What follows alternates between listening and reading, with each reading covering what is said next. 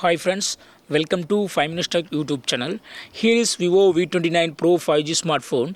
In this video, you will learn how to set a timer for taking photos in your phone Vivo V29 Pro 5G. First of all, open camera in your phone and take a picture.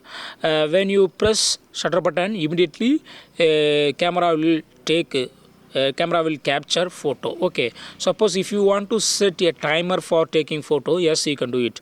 What you have to do is go to the camera settings here, and here you can see the timer. Okay, preset timers will be available. Just choose from those preset timers. Okay, so here 3 seconds, 5 seconds and 10 seconds are available. Okay, so now I am clicking on 3 seconds. Okay, now see what will happen.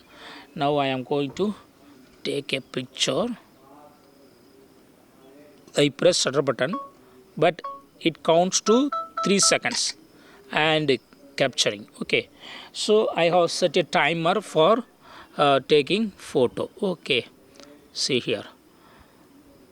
And if you want to increase timer, yes, you can select 5 seconds and after that 10 seconds. So I select finally 10 seconds and I am going to take a picture now.